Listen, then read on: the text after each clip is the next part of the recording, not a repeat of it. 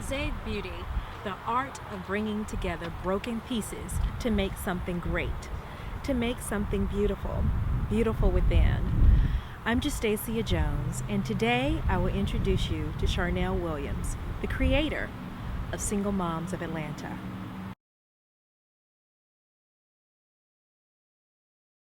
Okay.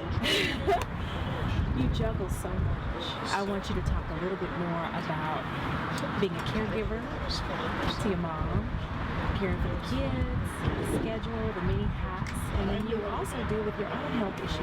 Yeah. So share, how do you get it all done? You know what? For the most part, I don't have time to think about it. Right. It's just, it has to be done. And I know it has to be done. And if I don't do it, it doesn't get done. So for the most part, I'm always at 60. I'm always at 65. The only time I'm down is when it's time to go to bed, and that's after the kids are done. But my days consist of, I still work full time. I work full time for a healthcare company here in Atlanta, and I'm grateful. I've been there for 10 years. I love it. I love what I do.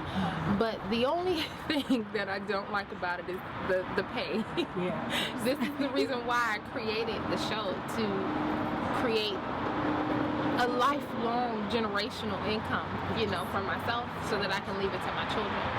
But my days are long. I start my days at 5:30 in the morning, and they sometimes don't end till 10 o'clock at night. Sometimes myself and my daughters are walking in the door at 9:30, because all of my kids are in sports. My daughter plays basketball, which she just wrapped up her basketball season, but now she's into track. And I want to make sure that they're living their dreams. My son is a football player, so he's getting ready to start back football in the fall. Right. And my baby girl does dance. You know, they all are on track. You know, they have their dreams intact, but I have to see it through for them. You know, I'm their provider, and if it doesn't get done, how is they going to do it? I have to make sure it's done.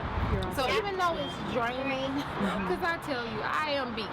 I am beat. I'm not going to tell you a lie there. I am beat most days, but what keeps me going is the possibility of what is to come. Right. That's what motivates me. That's what gives me the energy and the drive. You know, it's kind of like an addiction for me. This platform is an addiction.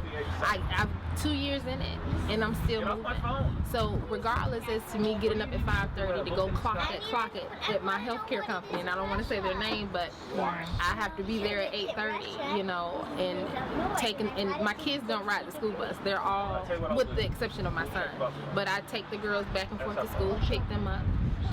My middle schooler goes to school separate from my elementary school, so I'm going to 2 different schools, and sometimes I think I drive, oh my gosh, maybe 20 miles back and forth a day.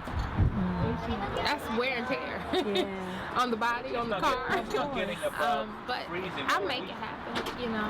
I try to keep my stress levels down as much as possible with my own illness. Stress is not my friend at all. And I'm going into a business that's full of stress, and I know that, but it's good stress. I look at it as good stress. That's not what actually gets me, but sometimes my mind never rests. It's always on the go.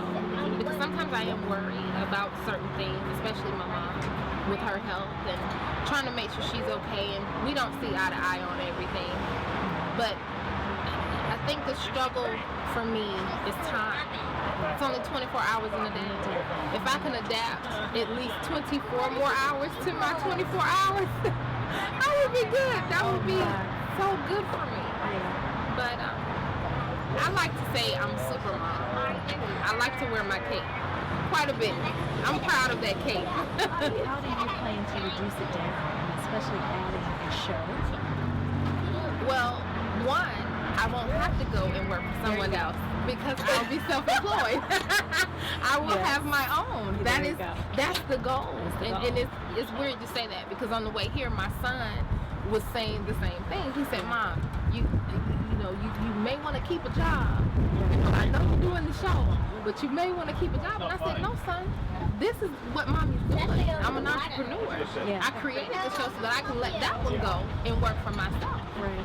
So, yeah, that's what I'm gonna teach. So are you pleased with how everything's Oh my gosh. 2 years on a passion project. I'm so pleased with where I am, even with the trials and the tribulations that came forth before joining you. I am pleased with the way things are going now. I just believe that this is the path. I believe that God, He knew what I wanted in my heart. He knew what I wanted to do, and what I wanted for people to see. And that's where the truth comes in for me. That's the authentic. I can't say that word. Authenticity. Yeah, it's so authentic for me. Here, it's real, and He knows that. So with Him knowing what's truly on my heart and what I want people to see and get from that and feel, it's all coming together. It's full circle.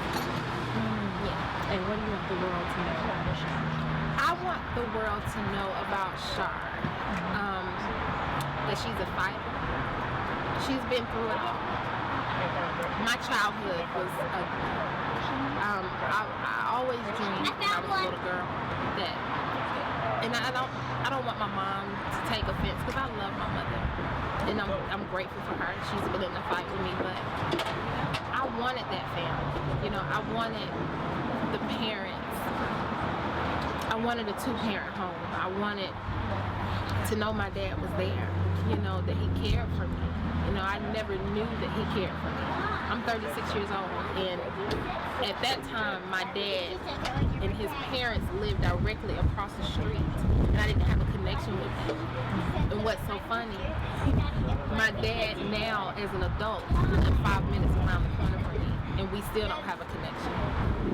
So, and I didn't want that for my children, but I ended up becoming a single parent. But I think those difficult moments through the separation, which enhanced my illness, that's when it really came out. That's why I stopped mopping. It came out on my legs, and I don't like to show my legs because of the scars. But I think through that, and it's something, I just have a fight. I just have a desire to keep moving because I know it's coming. I can feel it. You know, I don't know if you've ever had that feeling where you just, the purpose is so real. You have to have it. My motto is dream big, faith big, believe big. And that's what I teach my children. And they're so inspired. My children are they are me. Yeah. When I was younger, no one tapped into my creative side. There was no one there to say, hey, Charnel, come on. This is what you love to do. Let's go. And I'm not faulting that, but as a parent, not only is it your responsibility to provide the necessities, you know, shelter, food, clothing, it is your God-given right to instill in your child the possibility of what they can have, because you never know what they can grow up to be. It's not their fault. It's not any their of fault. their circumstances. Yeah, any of their circumstances. So have you made your peace with your father? I have. Okay. And not to him per se. About a year and a half ago, my dad apologized to me. And I know as humans, you say, well, what is it? Was it a heartfelt apology?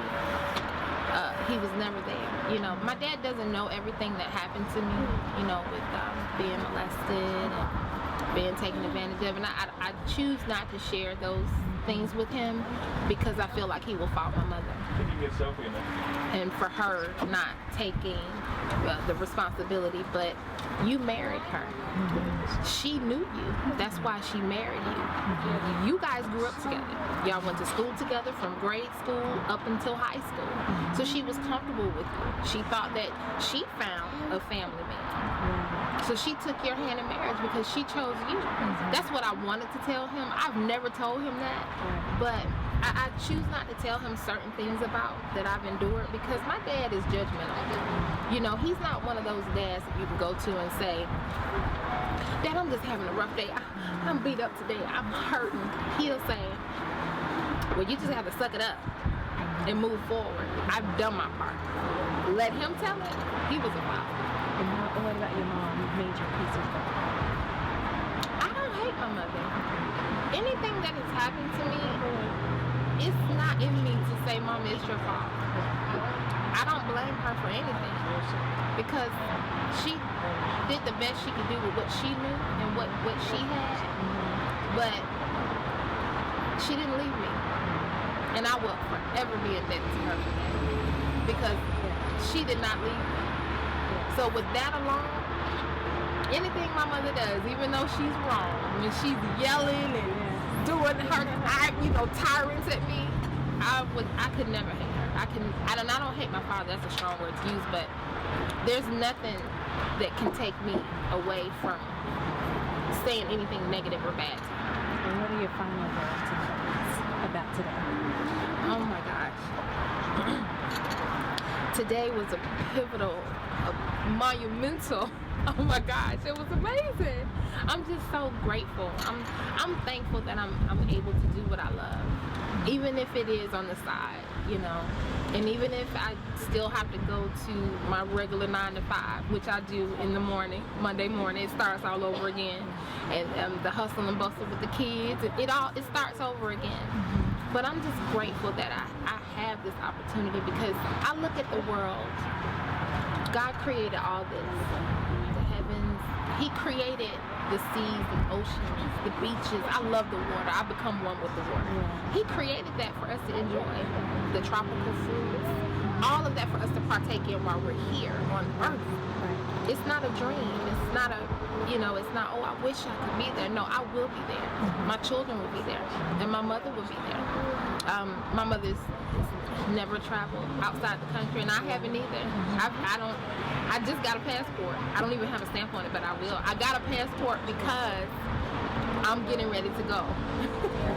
So that's where I'm going, and we're gonna go. And Frank Ocean said it best. We're gonna go and surf the seas. Yeah, that's what I'm. Let that dry, honey. You can go anywhere. Yes. Okay. Thank you. Thank you. And just for allowing me to be a part of your journey. Yes. Thank you. I'm so grateful. God Yes. bless you. Thank you. You're fine. How was that? Cheers. Cheers. Hey, yeah, with that tea. Yes. I love you.